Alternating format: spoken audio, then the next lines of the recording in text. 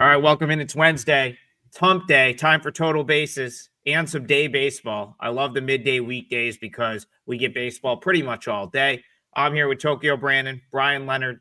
The grind continues. We're about 20 days into August, and I love every second of it though. Like I don't mind how long the MLB season is.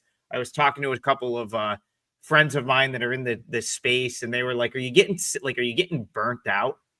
And I'm just like, no, Bryan Leonard, I'm not at all.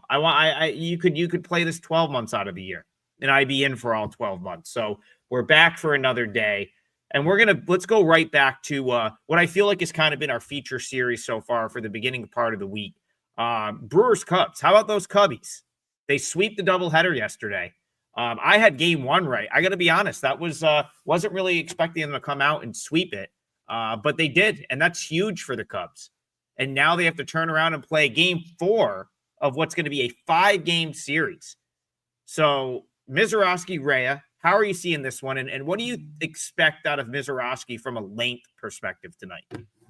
We had somebody in the chat, one of the two chats, I think it might have been the YouTube chat, and he was talking about with football going on right now, do we think we get a better advantage in baseball? Yeah, we do, because they don't bring as much money in for baseball as they do for football. They'll get more money on in a preseason football game than they will on half the card in Major League Baseball. And I think, I've won 10 of the last 11 days. My big play yesterday was the A's, and we all liked it on the show, I believe. And they win that game going away. Is a nice underdog price. Yes, this is the best time of year to bet on baseball, where other people are worried about other games, especially in football.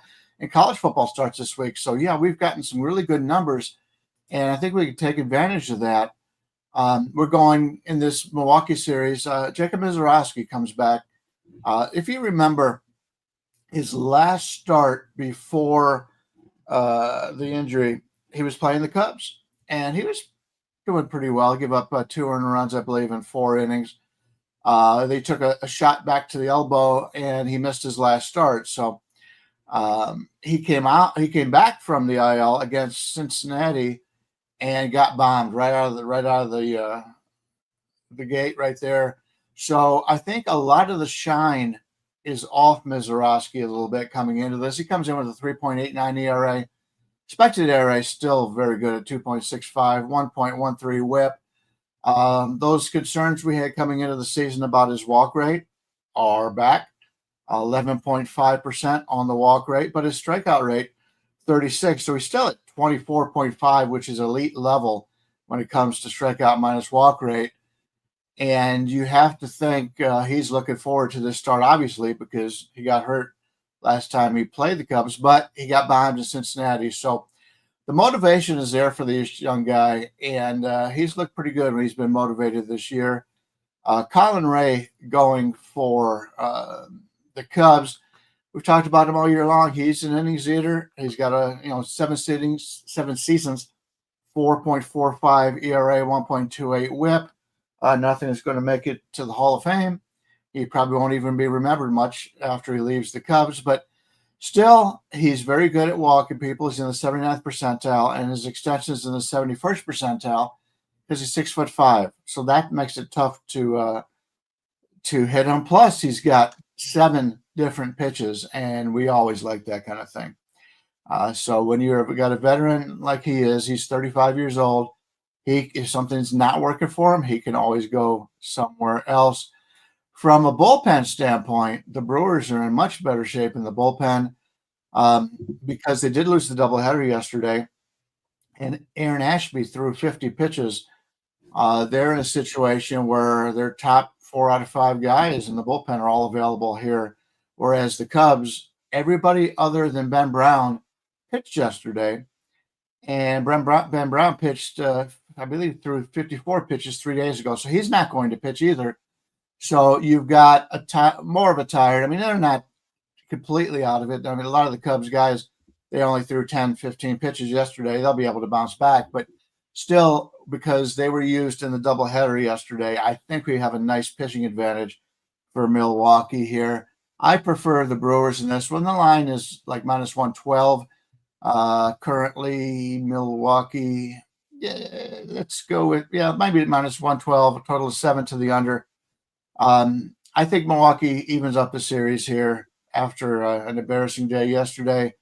And we get to the 5th game of the series where they're fighting it out for the series win.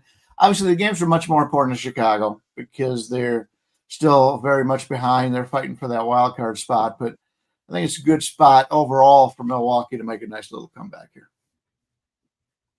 Yeah, Brian's hot right now. I went 4-0 in MLB the day before yesterday. I went 6-0 in MLB yesterday. So it's going well. Nice day. And I did have the Minnesota Twins team total under. I had the Yankees. I had, whatever. Oh, the Blue Jays was my $5 play on the money line. That was an easy win. Everyone was worried about them missing Vlad. But I mean, let's face it, Vlad's replacement's probably better than anyone in the Pittsburgh lineup. So it didn't really matter, which is what I figured. So on to this game. I'm going to go with the Brewers here because it's a perfect spot for them. They lost 2 yesterday. They come back with the better pitcher. They have the better bullpen and the better hitting. And if you look at the pitchers' numbers against the batters they're facing today, Mizrowski, great numbers against these batters. He's got a 176 average against and a 440 OPS. Granted, the sample size is only 17, but that means he's got probably 1 or 2 starts against him, and he's held them down very well. Rhea against the Brewers, not so good. 20 at bats against, 450 average against, and a 976 OPS. Anything over 750, in my opinion, is not good. So that's 200 points over being not good. Brewers are just a better team right now. Cubs are not hitting well. I don't look at yesterday on purpose. I do kind of like for a spot situation, but just because a team scored a lot of runs yesterday, that doesn't mean all of a sudden they're a juggernaut. Brewers overall better team here, so better pitcher as well. I would take the Brewers. One alarming stat though is Mizrowski on the road has a 7+ ERA. That's a little worrying, so that'll make me knock it down to a small percent. So I do think I like the Brewers as well, but I guess I do think it's worth pointing out that they have the luxury of making some business decisions over the next 6 weeks or so. Like, for example, Mizrowski's not throwing more than 70 pitches here. Like, that would be crazy. And I don't think you'll see him. I don't think you're going to see him throw more than 80 the rest of the season. I think you're probably looking at 75 is probably the target for him. If you look at his most recent starts, it's like, I don't think he's exceeded 80 pitches since the All-Star break. And that's by design. It's not just because, he got sort of roughed up by the Reds. So, best case scenario, which I still think is worth, like, I'm still fine with this because of the bullpen situation. So because the Brewers have a pretty fresh bullpen, I mean, you get 3-4 good innings out of Mizrowski. Let's say he gives you 4 good innings. In some cases, that's maybe not enough to justify the price tag. But in this case, knowing that you really have options after him, I could get down with the Brewers here for that reason. So I think Mizrowski will be better than he was in his previous start because it's like his stuff is so good. He's not going to get blown up very often. So, like, let's say he gives you 4 solid innings. Brewers should be fine with the bullpen arms that they have. So, yeah, I have a pretty strong lean toward the Brewers as well. But just understand, because someone was in the comments like, you're crazy to suggest that the Brewers are going to be a 500 team the rest of the way. Well, it's like they've already done what they needed to do, right? They're 30 some odd games over 500. They have like an 7-8 game lead in the division. They have the best record in the National League right now by like 7 games. So don't be surprised if this is a 500 team the rest of the way, because they don't need, like, and it's not because they're not still an elite team. It's that they're not going to need to sort of like max out on resources like some of these other teams need to do. Because right now the Brewers' main goal is get to the playoffs healthy. Let's make sure we've got Mizrowski, going to the playoffs where he can go a full start. So I do think that's like, it's not the worst spot for the Brewers, but like, just, this isn't going to be the juggernaut over the next 6 weeks that you saw over the previous 6 weeks, because they just don't need to be. And I think you'll see them manage according to that. So I do lean here toward the Brewers, but that's probably why this is priced where it is, because minus 110 on the Brewers seems like a gift here, but I think you have to take some of those other things into consideration. All right, let's go to a couple new people. First of all, DN, new member. Thank you. We get the alert. We got a new YouTube member. That's huge for us. So if you're not subscribed to the YouTube channel, and you can, it takes a couple seconds. It's free. That greatly helps the show. So it's very much appreciated. Likes and subscribes, but specifically the subscribes are huge for the show. So we very much appreciate it. And yeah, all the comments on the show are awesome as well. And the one, I just want to point one thing out before we go to the next game. I don't think we're at the point where the books really have abandoned MLB yet. I still think the lines are pretty sharp right now, but like, give it a week, like let college football start this weekend. I think you're going to see some very soft lines in Major League Baseball. And where I think they really struggle is they don't keep up with the roster moves. Like, that's where they get burnt, is they can't keep up with all the roster moves. Rosters start to expand, guys get called up, and it's just not baked into the line. So that's a great point by whoever made that comment, and I'm glad Bryan remembered to bring it up. All right. Sonny says, are the Yankees bats awake or what? Well, TV loved the Yankees yesterday. They got it done. I got to be honest. I was all ready to play them. I got a little scared with the line move in that game. The Rays took some serious money yesterday to sort of drive that down. I think it went off like minus 120 or something of that nature. But the Yankees was clearly the right side. So Bryan Leonard, we'll go to you. Are the Yankees bats awake? And can they do it against Drew Rasmussen here, who looks like the Rays might have a little bit of a pitching edge in this one? The Yankees are now third in baseball the last 2 weeks with the 137 WRC plus. Tells you how quick it could turn around, because the hottest team in baseball hitting-wise in the last 2 weeks, the New York Mets, with a 146. They were dead last just a few days ago. So they've really picked it up, and which is one of these reasons why I use the recency a little bit. I started the year looking at season to date and then doing month to date, and I agree with Brandon. He uses the shorter time frame, so you can put a little bit more in perspective. That teams get hot, teams get cold, and you got to take advantage of it when they're in that situation. But we're looking at, for the Yankees here, we've got Schlittler against Rasmussen. Rasmussen comes in as the slight favorite, about a 120 favorite. He's more proven, and he's been, as I've mentioned in the past, anytime he's healthy, he's one of the best pitchers in baseball. Not flashy, but you get good value in him. And the Yankee starter going today, and the total of that is 8.5. But the Yankees are hitting much better now than they were before. If you take a look at Schlittler in 6 starts so far this year, 3.94 ERA, 4.56 expected, 1.52 whip. That's our major concern here. His fastball velocity is excellent. He's in the 95th percentile in that regard. His average fastball is four-seamer, 98 miles an hour. That's 3 miles an hour better than the average right-hander in Major League Baseball. He does throw 5 pitches, but by far his four-seamer he uses the most, 57%. It hasn't really hurt him thus far because he does have that extreme fastball miles per hour. But if that continues, he's going to have to develop some other pitches to help him out. And he's going up against a pretty good Tampa Bay team that's got some depth. Although I will say they've had some injuries lately. Obviously, their first baseman, DH, was hurt earlier. Yandy Diaz was hurt yesterday. They had another guy get hurt yesterday. So it'll be interesting to see what Tampa Bay throws out as a lineup today. And we just spoke about the Brewers. The Brewers shortstop, not a major offensive player, but he's been hitting better lately. He may be out, and he's an excellent defender. So that's a concern there for the Brewers. But Rasmussen has been very good, and I usually like to play him. The problem is I don't want to lay the 120 here.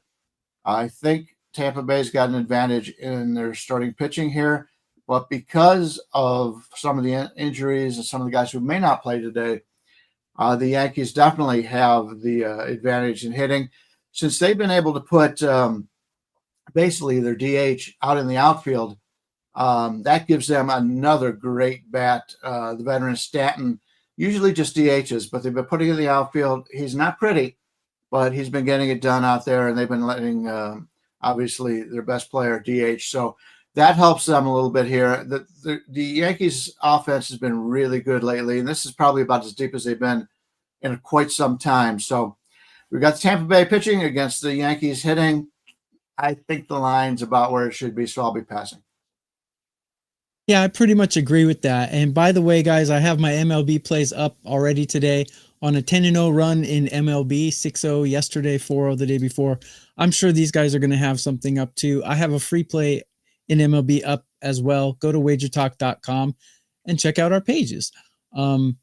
And subscribe as well, because Wager Talk is, we need some more subscribers, guys. We're almost at a milestone. So if you could help us out, those of you who aren't subscribed, just hit subscribe and you'll be notified anytime one of us puts a single game video out. Regarding this one, yeah, I loved the Yankees yesterday, but the reason I loved the Yankees yesterday because their bats were hot, and because I liked Rodon's history against Tampa. He didn't pitch that well, actually, but they still pulled it out. He was okay, not great. Today, though, also yesterday, Baz's numbers against the Yankees, I kind of had a feeling they were going to tag him, and they did. So Rodon didn't have to be so sharp. Today is kind of a different story because I do not like Schlittler at all. I do like saying his name, but I'm not going to take a Schlittler today because I just don't think I don't like his numbers. I mean, the sample size is small, but Tampa Bay has beat him up pretty good. Rasmussen, take a look at his numbers against the Yankees, a 161 average against and a 403 OPS, and that's with 56 at bats against. So he definitely has the potential to hold this lineup down. But the Yankees are hot and Tampa can't hit for Jack right now. So that all leads me to believe this game is going to be an under, but I don't want to bet an under in this ballpark. And I don't want to bet an under with a team that's as hot as the Yankees. So I will pass on this game. But if I were to bet it, I would do an under. Yeah, I'm kind of in the same boat. Schlittler's got a ton of upside. He's throwing 98.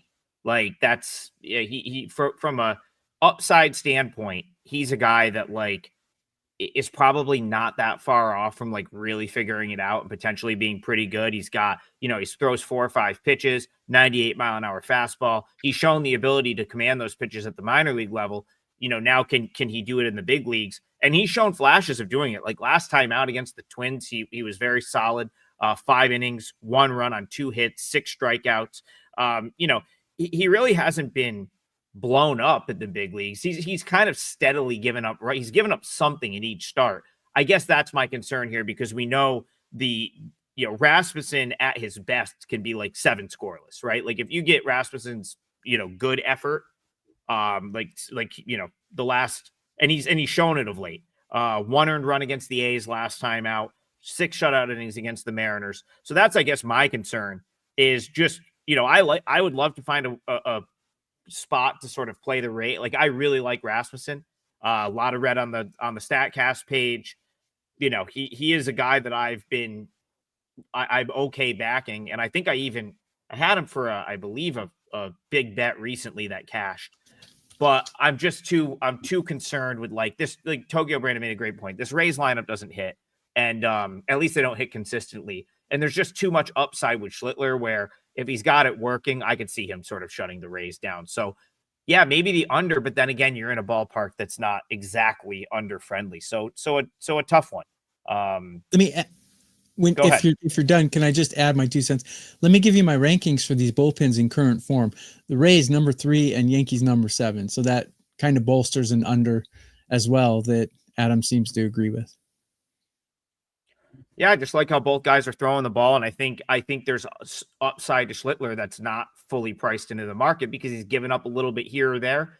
But again, I just don't know how much the books and the odds makers have watched him pitch prior to him getting the big leagues. he's got far more upside than a lot of other guys that are like being called up. So I think that that's just like, a point that needs to be made. All right, Antonio H. He's headed to the Royals game tonight. That's awesome. First of all, I wish I was headed to the Royals game tonight. And he wants some action on this game. And there's other people talking about Rangers Royals in the chat. So let's get this conversation going. I want to point out, before I go to Bryan, I'll point out we don't really have a starter for the Rangers yet, but I'm pretty confident it's going to be Kumar Rocker. So this would have, I believe, been DeGrom's start or spot in the rotation. They're going to skip him. So I know we're going to get Noah Cameron for the Royals.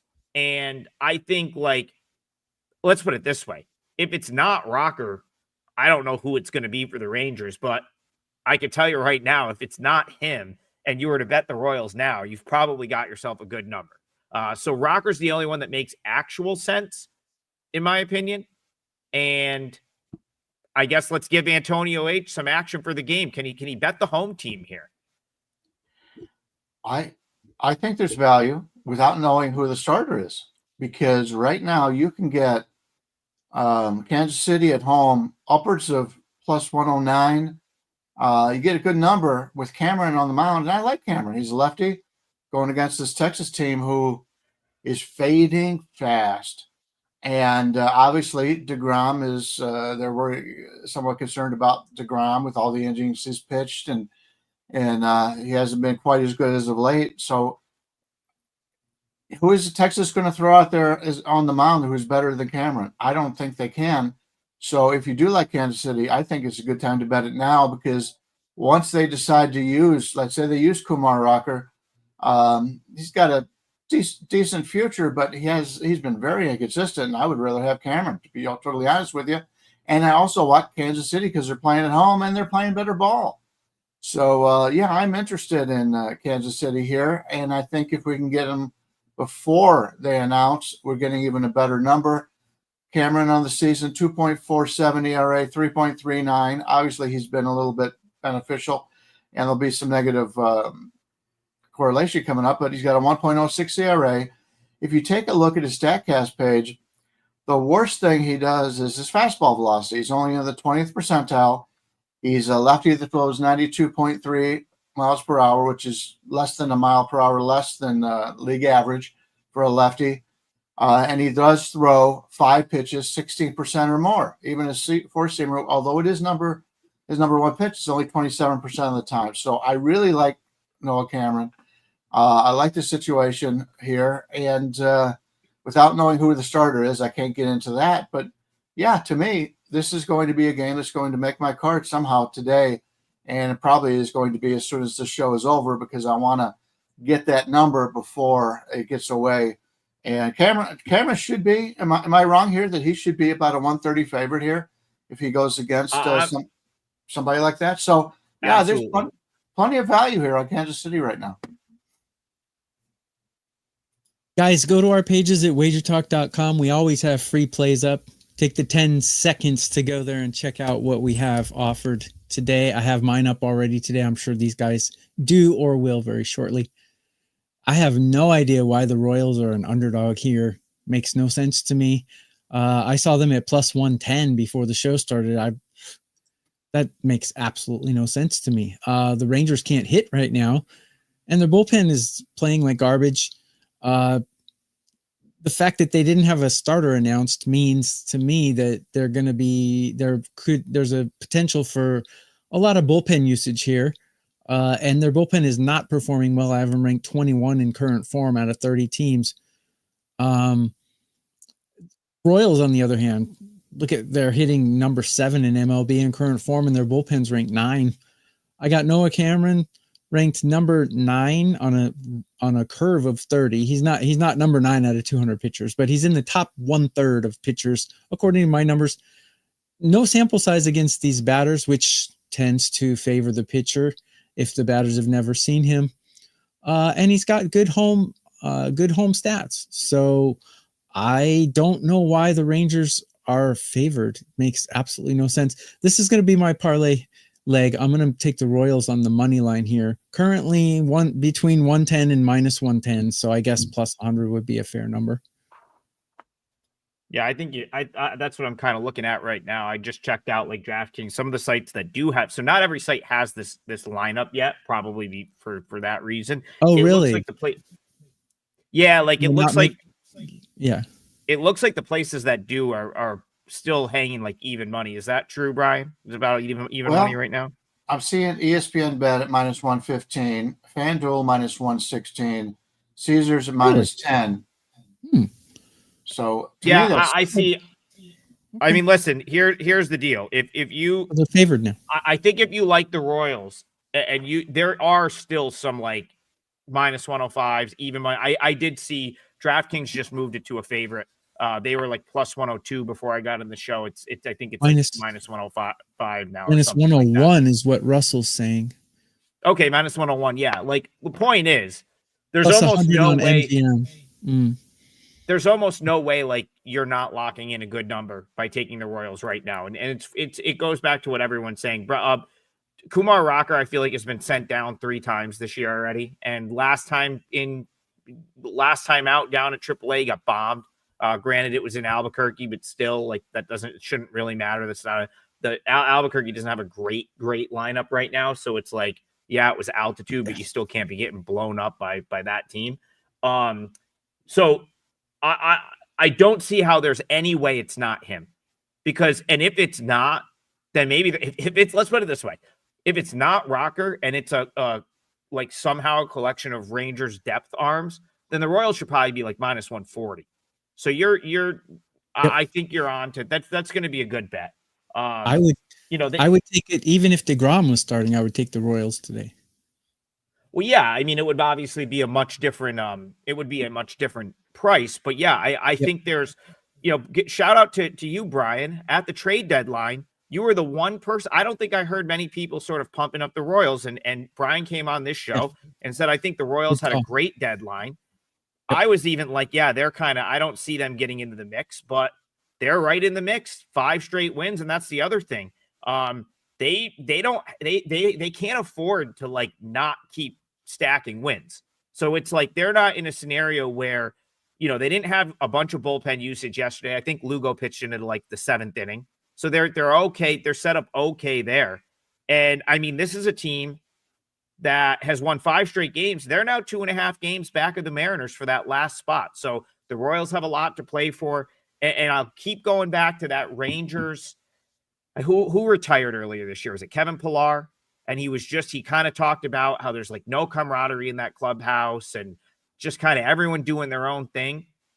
Yeah, I'm kind of out on the Rangers. I was wrong about them. I thought that they would sort of figure it out at some point. They never really have. And now they look like they're a team that's just going to continue to play their way out. So I can't put you guys off a Royals bet here. And Antonio, I hope you have fun at the game. And it's always fun to cash with the home team. As someone that goes to like 1 million college basketball games, then will bet against the team, which I've done quite frequently over the years. Let me tell you something. It's much more fun when it sets up for you to back the home team. So bet the Royals tonight, Antonio. I think it should be a good time. That's the play.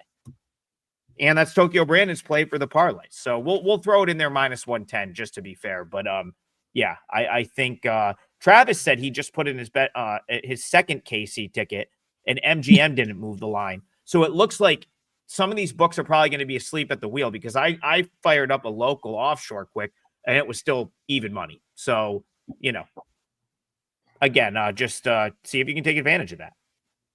All right, Brian, I'm going to propose a game, because we're talking AL playoff race, and I want to bring up your Cleveland Guardians, who have called up a guy that I feel like I've been watching at AAA for a long time, even though he hasn't really been there for a long time, but he's just been very, very consistent. And that would be Parker Messick, who looks like he will make his major league debut in the desert today against the Diamondbacks in what is now a massive game for the Guardians, because the Mariners continue to lose. And it's really helped teams like the Guardians and the Royals sort of stay within that 3-game sort of, 2 to 3 games out of that final wild card spot. Parker Messick debut, Guardians looking for a series win against the D-backs. How are you seeing this one? Yeah, Parker Messick, I haven't had a chance to watch him as of yet, but he comes in. This is minor league numbers. 5-6 this year, 3.47 ERA, 1.22 whip, more than a strikeout an inning. He plays for the Columbus Clippers, which is the AAA team. And last year, he played for the Lake County Captains, which is single A plus A plus, whatever. And then Akron, the Rubber Ducks, which to me have one of the worst nicknames in Major League Baseball. I understand, or minor league baseball. I understand it. Akron, the Rubber Capital. I went to college there. I don't. Yeah. Who's going to be intimidated by a rubber duck? But he moved 2 levels last year, so he's moving on up. He's one of the guys. He's only 6 foot. He's a bigger guy, 225 pounds, muscular guy, but he's only 6 foot, age 24. They're going to see what they've got out of him. It doesn't hurt him here, I don't think, pitching in Arizona. Arizona's team overall has been a little bit disappointing, but if you watch that game yesterday, the base running on this Arizona team is tremendous. I believe this is the 3rd year in a row they've got the best base running team in baseball. And obviously, Corbin Carroll is terrific. He had 2 triples yesterday. He set the record, I believe, for Arizona on triples in the season. These guys know this ballpark, and they know where to hit it, put it right in those corners. And I still think the Cleveland outfielders are still chasing after those balls. They're taking these weird bounces off the fence and where it goes. But I don't want Fott. Fott struggled. He's still not putting it all together. It'll be an interesting game. 9 looks a little cheap if you're looking for a total in this game. I think both teams could have some success here. Now, normally I like to play on teams bringing up a lefty that the opposition doesn't know about, but I'm somewhat concerned this maybe just be a spot start here for Messick. But those kind of guys, if they have success, they tend to play it 3 or 4 games in a row. We've seen a lot of that. That's where we just talked about Cameron for Kansas City. That was one of the guys that has done that, and he's had a lot of success. So I think the bats will have a little bit of advantage here, but don't know enough about Messick to get involved, so I will pass. Yeah, there's a couple X factors here that are going to keep me off of playing this, but I'll tell you which way I would go if I were to bet it, and I'll be very brief. Messick, when guys get called up, they could go either way. They could go 6 shutout innings, or they could just get bombed for 8 runs in 2 innings. So I don't know which way it's going to go. So I'm not going to mess with that side of it. However, we do know what Brandon Pfaadt is. He's a pretty good home pitcher, and he's got decent numbers against these Guardians batters. And the Guardians, I have them ranked 26 in hitting current form right now, which is pretty low. And I got the Diamondbacks ranked higher. If anything, I would take the Diamondbacks. It's because they have it's so hard to call Brandon Pfaadt a reliable starter, but compared to a guy who just got called up, I guess he's more reliable. Too many X factors for me, so I'm not going to bet it. Yeah, just 2 things real quick. Everyone on Arizona's team is fast as hell, so that's also why they're a really good base running team. They are so fast, every player, just like a track star. And the other thing is, Brian, so the Akron Rubber Ducks have they tried to make that aggressive duck tire logo, but the best part is when they wear the alternate jerseys, and it's literally the yellow rubber duck that you would see in like the shower. It's like the rubber ducky. It's like a yellow. It's like the one you'd see that someone would leave on your Jeep. Like it's that rubber duck, which I always find very, very funny. Back to this game. Yeah, Parker, great point about Parker Messick. He kind of shot up through the organization last year. Lake County, Akron. I think he was in Columbus by the end of the year. This year has been at Columbus all year, and he's been very consistent. And I've actually watched him a ton. So I'm going to talk about Parker Messick for a minute.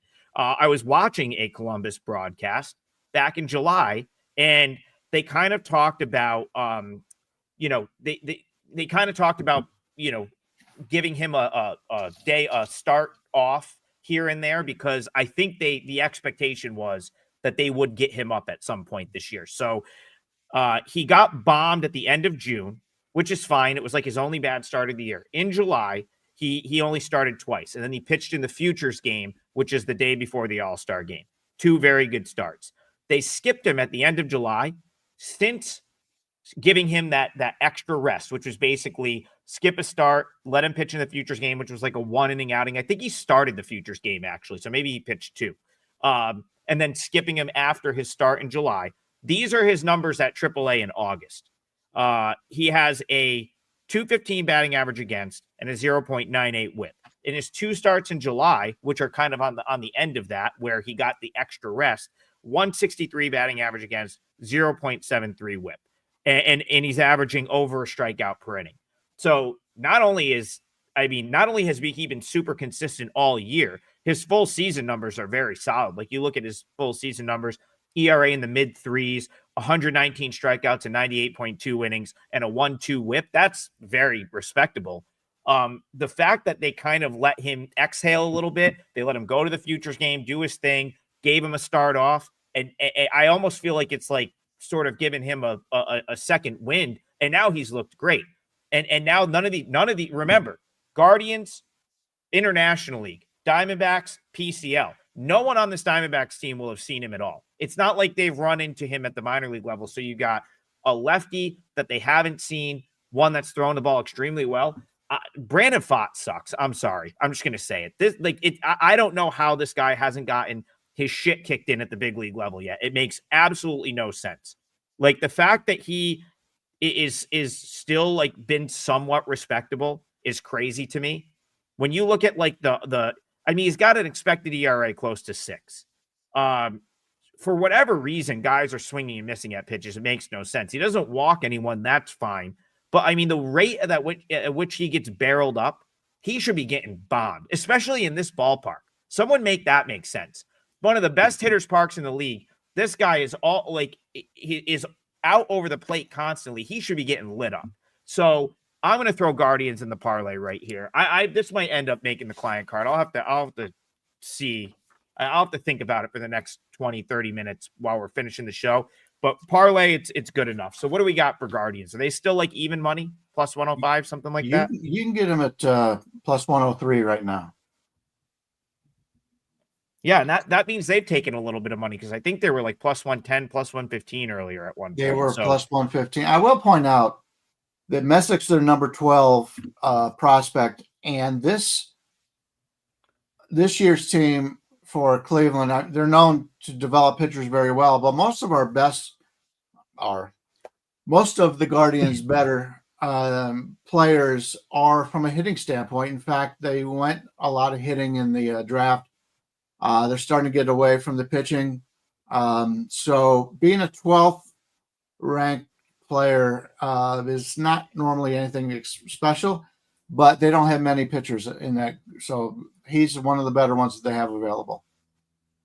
Yeah, I mean, I don't know, like I don't follow minor leagues all the way down to like rookie ball and stuff, but like for pitchers that are either at AA or AAA, like he's easily the top one right now. Like for anyone, like he is their best pitching prospect in that organization as far as I know. And I think I like when teams do this. I think a team like the Guardians that's kind of in the race, you bring a guy like this up and can give you a jolt. Look at what McLean did for the Mets this weekend. So yeah, Bats and Barbells.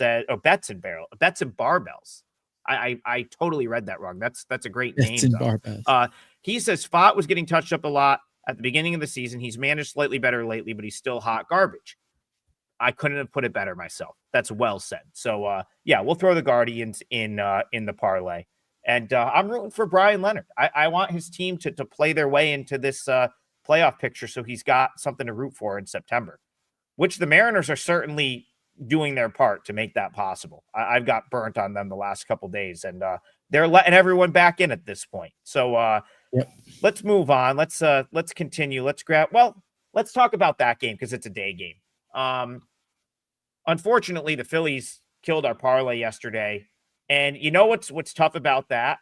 Because my client play yesterday ended up being Mariners plus 1.5. It dipped all the way to minus 120, and I couldn't help myself. As soon as Mariners plus 1.5 got to minus 120, I had to jump in. And Bryan Leonard, we had everything we could have wanted. We had, so if you missed the show yesterday, Brian's parlay leg was Phillies under 4.5 for the game, team total.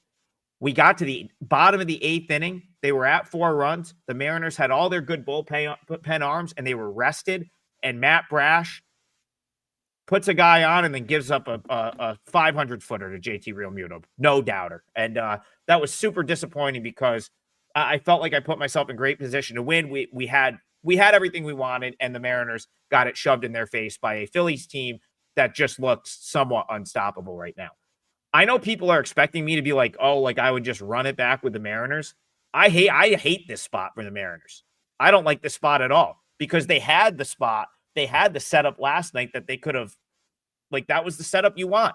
4-4 a game. They survived Christopher Sanchez. They had the bullpen ready to go, and they lost. That's going to be tough to come back from. I don't think I could take the Mariners here. But what about Jesus? Do you want to go the other way with the Phillies? Philly had a 4-1 lead in the seventh, and if they don't give up those 3 runs in the, I believe it was the 8th, then I think they just cruise through because they're not going to bat in the 9th. So you got to go through the 7th and the 8th inning. By that time, they had a sizable lead, and I thought we were feeling pretty good. But then once they give up those 3 runs, then the offense has to come back, and I knew we were screwed at that point. But you got Castillo against Luzardo. Luzardo, the lefty. Philadelphia right here, about a 150 favorite, a little bit higher in some of the more public bet MGM type of Caesars type of places. You're looking at 8.5 to the over, 9 to the under. So as Steve Fezzik would say, 8.75. Luis Castillo, 3.48 ERA, 4.15 expected, 1.22 whip. His extension, first percentile, hard hit rate, 8th percentile, barrel rate, 18th. Yet, since he pitches in a really good home pitching park, he hasn't gotten hurt too bad in that regard. Still throws his 4-seamer a lot, basically at league average, 47% of the time. He's been sort of like the Toronto pitcher in that we keep waiting for the shoe to drop the other way, and they're both hanging on there. Luzardo, 4.21 ERA, 3.56 expected. So he's had some blowups this year, no doubt about it. But when he's on, he's been excellent. He's also, his weakness is the extension. He's only 6 percentile extension. But he's averaging really nice strikeout numbers, 158 strikeouts in 139 innings. His whip is higher this year. His lifetime in 7 seasons is 1.27. It's never been that great. This year it's 1.34. Like I said, when he's been good, he's been really good. When he's been bad, he's struggled a little bit here. I like the Phillies side a little bit. I think I agree. Yesterday was the day that I think Seattle was a good bet if you were looking to play that. Luckily, I didn't play them on the side, but I like Philadelphia here. And as you mentioned, they're playing a really good ball. I would think as the day goes on, this line goes higher. It opened 135, and now I'm seeing upwards of 155 in some places. So if you like Philadelphia, get them early because I think that line will continue to go up. I kind of like the team total over for either one of these teams. The weird thing is Phillies team total is 4.5. Seattle's is 3.5, but the game total is 9. So something doesn't add up. But I like both of these teams to go over, actually. And, Luzardo, Castillo, both solid pitchers, but against the batters they're facing today, they both have OPSs over 900. And let's see, Luzardo, 5+ ERA at home. Castillo, 4+ ERA on the road. I think both of these pitchers are going to get hit a little bit today. Which one's going to get hit more? I have Phillies hitting a little better. I would like to take the Phillies team total over if it was 3.5, but it's 4.5. And 9 for a game total to me seems too high. So I guess if I were to play it, I would take Seattle's team total over. One other note to mention is Luis Castillo is one of the least walking pitchers. So he's the opposite of a chronic walker. He is a non-chronic walker. And Philly doesn't really walk that much, only 2.2 times per game. So if you can get Castillo's under walks 1.5, I think that would be a decent play as well. Yeah, Philly has shown no interest in trying to work counts in this series. They have been none. I mean, they have been on every offering. Like just swing. They were swinging at everything that Logan Gilbert was throwing up there on Monday. And then yesterday, yeah, like that's a team right now that is just locked in. Like everyone in that lineup is locked in. Great at bat. I mean, it's like Schwarber's so relentless in every at bat. Like you just can't get him out. I would make that bet on the Mariners plus 1.5 at the price I got it at minus 120, 10 times out of 10. The result didn't work out for me. I would make that bet. I have no problem with the bet I made yesterday. I'd make it again. I got to be honest. I woke up this morning and I was like, are the books going to like tempt me to take the Mariners again on the plus 1.5? I could not believe where that line opened. Bryan was right. You could have got Philly. Like I had to like refresh my screen. I had to check like 3 other books quickly when there was a Philly minus 135 because I was like, no way that they could be like that competitively priced after a blowout win in the first game of the series and then winning yesterday. But sure enough, it was. So it doesn't surprise me in the least bit that Philly's taking some money. They're going to keep taking money, by the way. If you like Philly and it's like minus 148 right now, I think this is going to end up going off like minus 170 because the Phillies have taken money every game of this series, and it's now been right the first 2 games. So you should see the Phillies take money throughout the day. So the more you wait, if you're going to bet the Phillies, it has to be now. The thing is, I don't think it's going to be like yesterday where the Mariners are going to get into range to play. And I don't really want any piece of Castillo. I saw some upside with Bryce Miller yesterday. Castillo doesn't really offer that same upside. He's been around forever. The Phillies have seen him. There's a much bigger book on him at this point. I would be, I'm not saying the Mariners can't generate a little offense, but this just doesn't feel like the spot to go to war with Castillo. So pass, but I can't really talk you off Phillies if that's how you want to play it. Go ahead, Bryan. Yeah, I just want to go to my game for my parlays. You guys have already given them out already. Yeah, let's go. And we're getting a little bit shorter on time. This is what I would call, I've been doing this for 45 years. I grew up going to high school with Phil Steele, who runs North Coast Sports, puts out the Power Sweep newsletter. So I've always been into sports gaming, even when I was a teenager.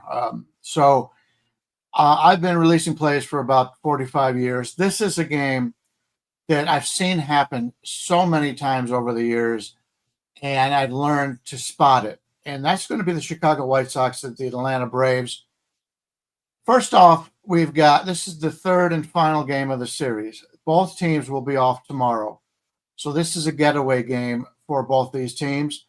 And they're getting away and they get to relax and take a day off. That means a lot this time of year.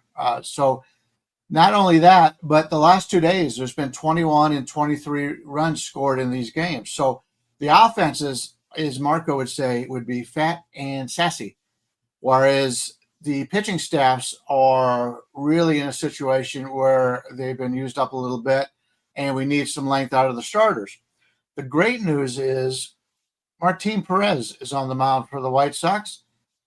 Going in the season, I followed the White Sox a lot in the preseason. He was the team leader in the dugout from the pitchers.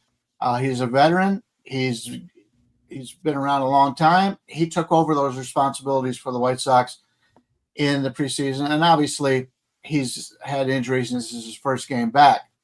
Now coming back here, I think that's going to be an advantage for a White Sox team that we got some good value out of the second half of the season early on, but the pitching has really struggled as of late. I think that's going to be a big help to them. He'll go out there and he'll give them as much as he can. He'll throw 80 pitches if he can and shorten the game. Hurston Waldrep, we've heard about him for a while. He's a guy that's really Atlanta. He's the future of Atlanta's pitchers a lot because all the other ones are hurt. But I watched that game against Cleveland the other day, and he was amazing. He had those Cleveland bats flailing, a team that usually walks pretty well. They didn't have a clue against them. And from what I had heard from the announcers, that's been the way he has been. So the way the Chicago bats are coming off of a couple of really good days, now they're going to face him. That's not something they're looking forward to. I like this game to go under. Now the total is 9. It's going to be minus 110 on the under. And you wonder why this line is so low after they've scored 21 and 23 runs the last 2 days. That's the experience playing here. They could end up scoring a lot of runs again, but I like the under 9 here. Both teams with these two guys on the mound and with the day off tomorrow, I think this is a get up there, swing at the first pitch kind of game and get this over with. Neither team is going to the playoffs. This is a game I really like. And by the way, I do have a 5% up today. We've won 10 of the last 11 days now, starting to run into each other, but we've been very good. 80% on our 4% and higher plays in the month of August. Love this play. It's not this one. It's something else, but I love this play. It's a 5%, and you can pick that up right now. Grab Brian's 5%, but 80% is unreal. I mean, anyone who does capping for a living knows that if you're 57% or higher, that's unreal. So 80% is just unheard of. That's great. I'm on a 10-0 run in MLB, and I have my MLB play up today. Adam, if he doesn't already, will have a play up, and we all put free plays out too. As a matter of fact, Wager Talk requires us to put a free play out when we have a 5%. So I guarantee you Brian has a free play up. So go to our pages today and take a look at what we have to offer. Regarding this game, Atlanta, man, since they basically had no chance to make the playoffs, they went really cold, but now they're on fire. You know, baseball is just such a marathon. Teams go up, they go down, they go up, they go down. Atlanta's bats are on fire right now. But like Brian said, it's a getaway day. Could be an under, but I like Atlanta's team total over, actually, because Martin Perez is a 34-year-old guy who just doesn't have his stuff anymore. Not a good pitcher. I didn't even like him when he was good. His numbers look okay, a 3.09 ERA and a 1.29 whip. So that's not bad, but against these Atlanta batters, he's got a 3.22 average against and a 9.34 OPS, which is almost 200 points over what I consider acceptable. Not a very good pitcher. I don't like him, and I think Atlanta will hit him. However, there is this weird thing in baseball where when teams explode for runs, it seems like the next day they've ran out of runs or something. So that could be the case here. If I were to bet it, I'd take Atlanta's team total, but given the explosion these two teams have had, I would be wary of betting it. It's hard to, I guess, know what you're going to get from Perez. I mean, he is a veteran. He always, let's put it this way. Anytime I bet against Martin Perez, he's Cy Young. Okay. So if I bet against him, he's going to go 6 scoreless, but he made a couple of rehab starts, nothing special, was okay against the Tigers last week. So I believe that was his first outing of the season, or I'm sorry, his first outing since April, first back off the IL. 3 1/3, 1 run, 3 hits, 4 strikeouts. That's not bad. But I'm with Brian on the under because Hurston Waldrop he might be an ace. Let me just talk about him for a second. He's a college guy. So he went to Florida and he was the first round draft pick for the Braves in 2023. And the Braves, for whatever reason, have done this a lot lately. Go look at Didier Fuentes, AJ Smith-Shawver. They really like to rush their guys up. And they almost always have to backtrack a little bit. So if you look at him, 2023, he actually made it to AAA for a start. Last year, he was he started back in, I think it was A or low A at some point. Made it all the way to the big leagues in 2024. I watched a lot of him at AAA last year. That was probably jumping the gun a little bit. But if you remember back to last year, the Braves were pretty desperate at times for starting pitching. Smith-Shawver got hurt. There was another one that got hurt. They were kind of, it was more of a need-based thing. For Waldrop, it's completely clicked for him the second half of the season. He struggled at AAA the first half of the year, and really the second half, it is just. I mean, he's 23, right? He's a 23-year-old kid, and I think he just turned 23. In July at AAA, 0.78 ERA, a 1.09 whip, a 176 batting average against, about a strikeout per inning. Since he's been called up, which was August 2nd, so he recalled. It wasn't his first, he was called up last year for the Braves. 1.02 ERA, strikeout per inning, 150 batting average against, 0.79 whip. Would not at all surprise me if he sort of wipes them out today. He's a first rounder, so they're telling you that they saw that kind of upside in him when they drafted him. You don't get drafted in the first round unless you show that ace type upside. And as of like July 1st, it's just clicked for him.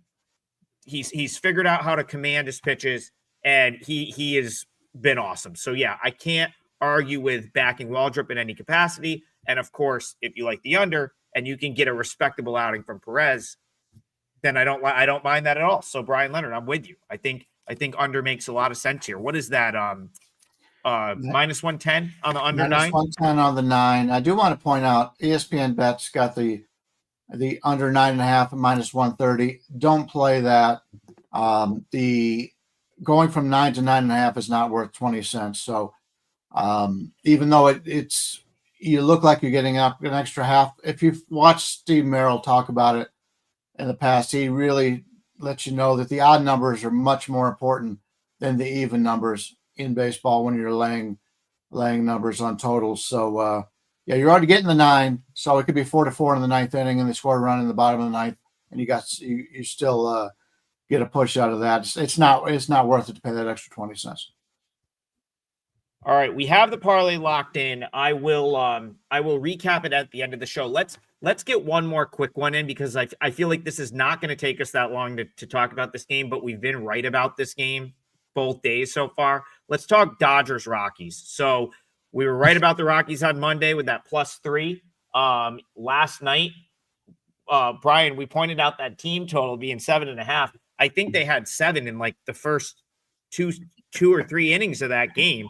And pretty much any Dodgers bet got there. I just want to make, it was an 11-4 final, but 7 of those runs were scored in the first 3 innings. So team total ended up getting there easily, 11 runs for the Dodgers on 18 hits. Dodgers Rockies again from Coors Field today. It's going to be Ohtani to start things off for the Dodgers, and Tanner Gordon, who is another one in the line. Basically, the Rockies' whole rotation right now has an 8 ERA, and they're guys that aren't even good at AAA, and they're really just getting service time up there. It's truly incredible to see what they run out there on the daily basis. Today, it's Tanner Gordon. So, any value, or have we sucked the value out of this series at this point? Well, first of all, if you've looked the games in his career that Ohtani has pitched, he hasn't hit quite so well. So keep that in mind. If you're looking to play Ohtani props, he's much better when he doesn't have to pitch. Obviously makes a lot of sense. Pitching is your main responsibility. Tanner Gordon, he's in the 94th percentile on walk rate. There you go. He's in 2 years, he's got a 4.4 walk rate. That's the only thing he's even close to be good at. Expected ERA, 3rd percentile, expected batting average 1st, whiff rate 1st, strikeout percent 3rd. In his career, he comes in with an 8.3 ERA, 1.76 whip. Going against these Dodgers, if the Dodgers want to hit him, they can hit him. And that is my concern here in that regard. But do I want to lay $3 and some places even higher, $3.20 on Ohtani? Probably not. I think it's one of those games that the Dodgers get enough runs and they let Ohtani go, 4. There's been talk about 5 innings. We'll see if that goes. If against these batters, he could go 5 innings, but the rest of the bullpen, they get some of the guys in the fringe guys, your 6th, 7th, 5th, 6th, 7th, 8th inning guys. I would see those going. I don't see a situation where this game is going to be that close. Maybe play the Dodgers -1.5 because you're getting the full 9 innings out of them. But they should be able to hit Gordon. It all depends on how it is. And we've talked about the Dodgers all season long. There's certain games they get up for, certain games they don't. So it makes it tough to bet them in a big number like we're going to have today. So slightly lean with the Dodgers, maybe at -1.5. That's about it for me. Tanner Gordon has allowed 26 earned runs in his last 4 starts. And if you think that's because of the air in Colorado, 2 of those starts were on the road. Granted, they were against really good hitting teams like the Diamondbacks and the Blue Jays, but the Dodgers are a pretty good hitting team as well. I think I like how Ohtani has been pitching. You know, you can't bet minus 300. We can't, as professional cappers, advise you to do that. But if you have a book where they allow you to alt numbers, you know, in the first 5 innings, Dodgers -1 is only -160. I think that's huge value. Dodgers -1 in the first 5 innings. If they're leading by 1 after 5 innings, it's a push. There's zero risk to take that.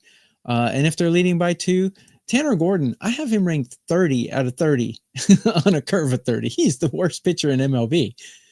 According to my numbers, he's the worst. And Ohtani's been, he had a rough outing last time, but I think Ohtani, they're going to let him go 5 innings, and he's a pretty good pitcher. If you watch his pitches, he's got a lot of movement on his fastballs. And granted, his bat does tend to slip a little when he's pitching, but that's understandable. I mean, you're doing double duty. I mean, it's so taxing on your body.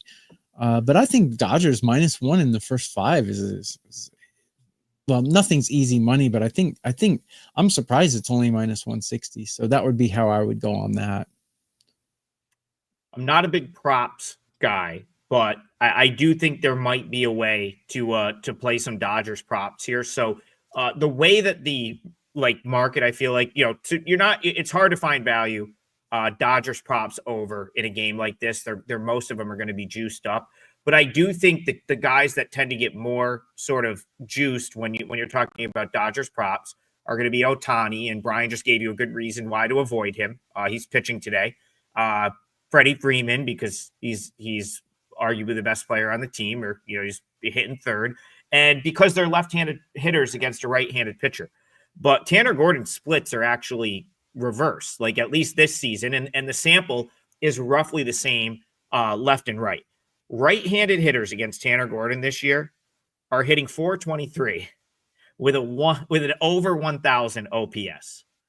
So maybe you can find a decent way to bet like a Will Smith prop if he's in the lineup, or like a Teoscar prop, or maybe like go down the list a little bit with a right-handed batter that's not as in demand from a prop standpoint, because the runs are probably going to come. You're probably still going to get your 5 at-bats, like whether they're batting 5th or 6th in the lineup. So I would say find a right-handed hitter that maybe has good splits against right-handed pitching that isn't one of the top guys in this Dodgers order, and maybe play some props with them, because they got to give you prop value somewhere. If they're going to, you know, if they're going to make Ohtani and Freeman this, they're somewhere down the line, you're going to have a guy that has a little bit of value. So like Bets a Marble says, maybe Andy Pa has total bases. Yeah, something like that.